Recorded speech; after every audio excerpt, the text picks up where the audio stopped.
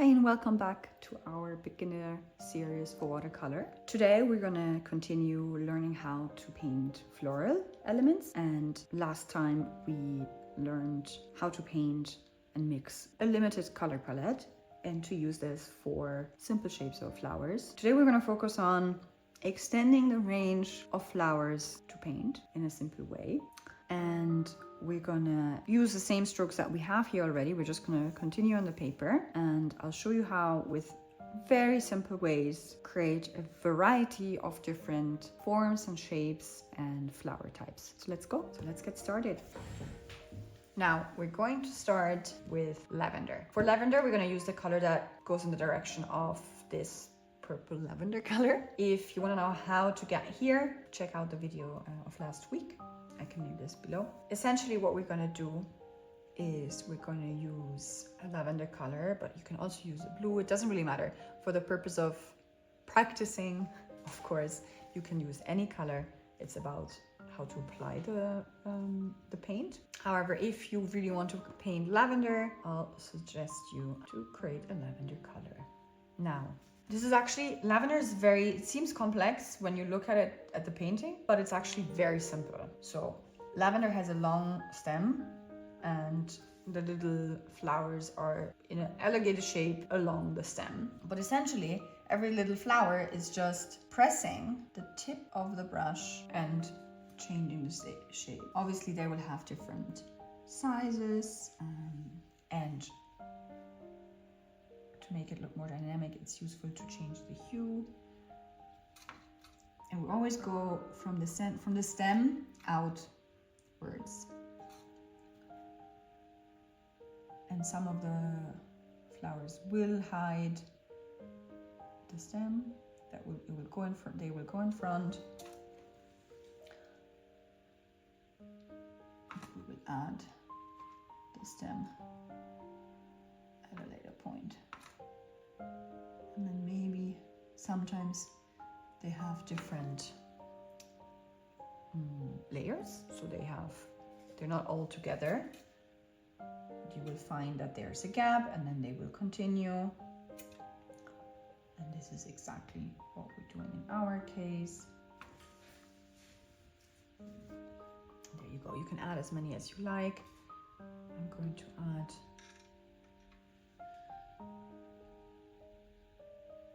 some blue in some of them to give some more depth.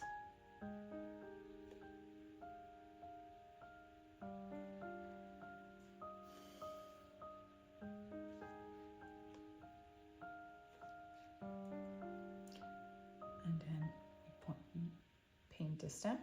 The stem essentially is always drawn with a vertical hold so that you can get a thin line.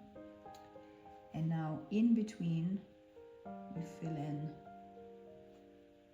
the gaps where stem would run, and then add with the same motion some stems to fill in the gaps.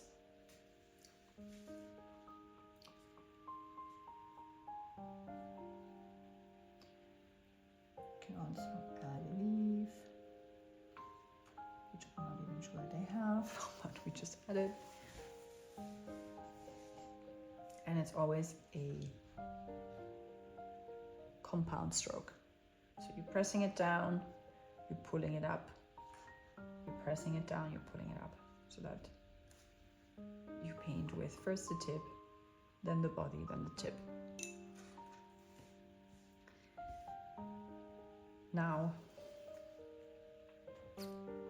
let's assume we wanted to paint a tulip, given that we're moving into spring. Tulips can be open, closed.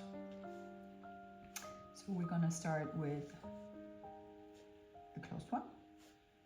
We're gonna do the usual stroke, which is the compound stroke. So we're going to do a slanted hold up because we're assuming that the stem is here. So we're going to go straight up, pressing down the brush and pulling it up. Slightly more water. And then next to it,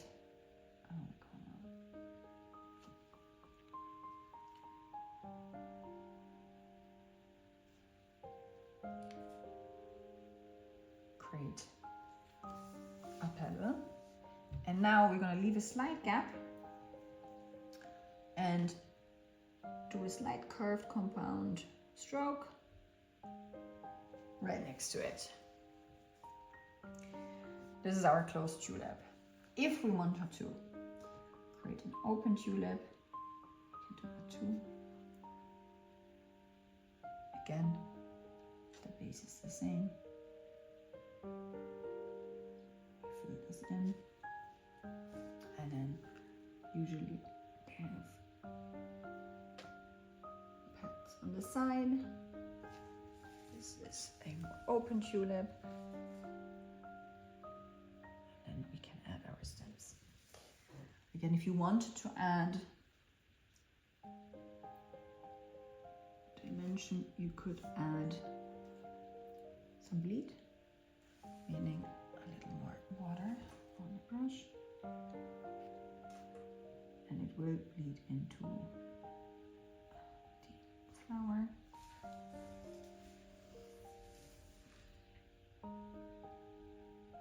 Right here, some shade. Tulips have rather long leaves, so if we wanted to add some leaves, it's again a compound stroke, pressing it down and pulling it up.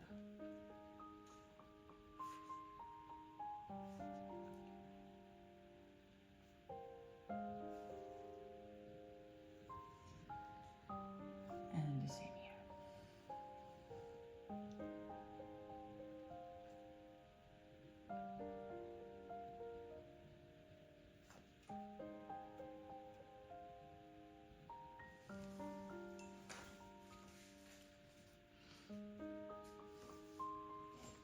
Now, if we want to paint a rose, for example, let's take pink. The rose, essentially we start with a vertical hold, we paint a little 6, somewhat, and then we do C curves or half moons around, meaning we go in the C curve around, and we make sure that we leave not too much space between the different petals, and then we do another C curve a bit bigger around. And you start again, always a bit behind the previous C curve. And the wider you, the further you go out, the wider your stroke gets. So more pressure before lifting.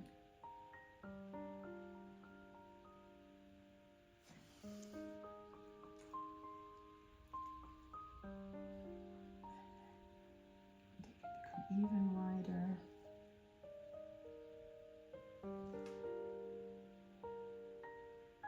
And you can fade them out.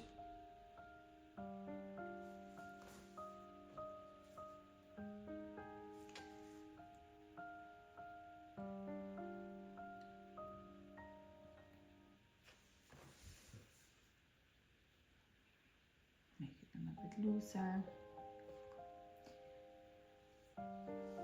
If you wanted to create more structure to the outside, fade them out slightly. There we go. Given the shadow, they tend to be darker on the inside of each petal. So with the paper still wet, you can go along the rim and create dimension by adding in some shade. Maybe allowing you to close some of the wider gaps. Also here we add our usual leaves. So we start, roses have shorter leaves, so we start again away from the flower and we do it short, pressure up, and then slightly back, again next to it, up, and maybe we add another one next to it. And we can get closer to the tulips, but that's okay. There we go. And maybe we add another one the other side. With a bit more water to give it more dimension. There you go.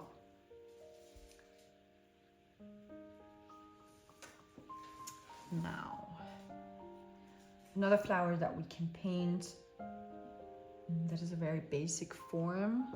That could be, let's say, a classic flower that you as a child paint as well, or 5 petals, like a star shape, just with a round petal edge.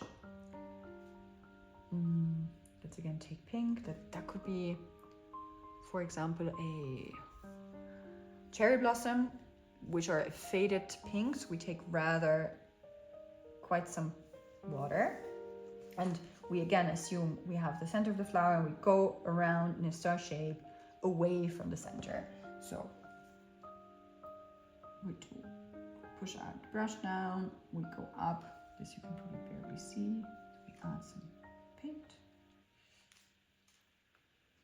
So we go up and around, and again from the other side, up and around. And again, five times, up and around, and then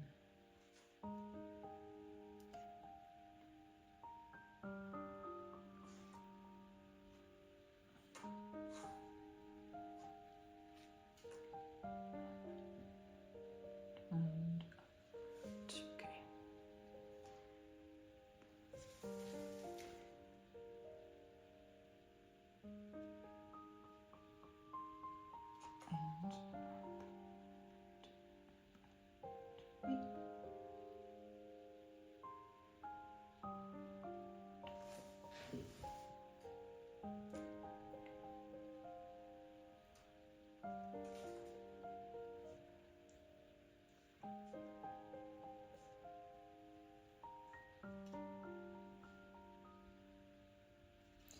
We're adding a bit of dimension.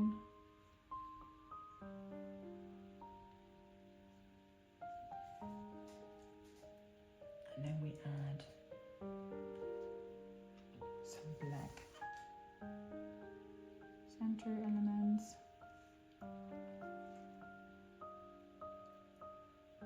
There we go. And then we have, let's say it's a cherry blossom. They have rather thick stems, brown, like wooden stems, a little bit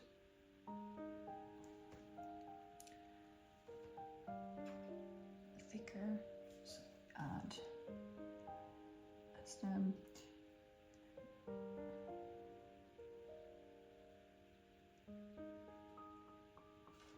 this. Okay. And have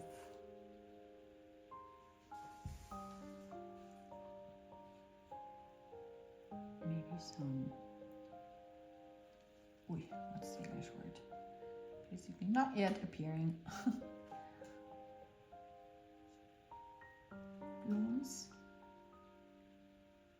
There we go. Quite an arrangement of flowers. Now you could practice them in different colors. You can essentially take a picture of any of the flowers you would like and apply any of these strokes. Essentially, with any of the strokes that we have done today, you can paint any type of flower. It's a bit of maybe observing the flower, understanding which shape and which stroke makes sense in which scenario, and deconstructing the flower.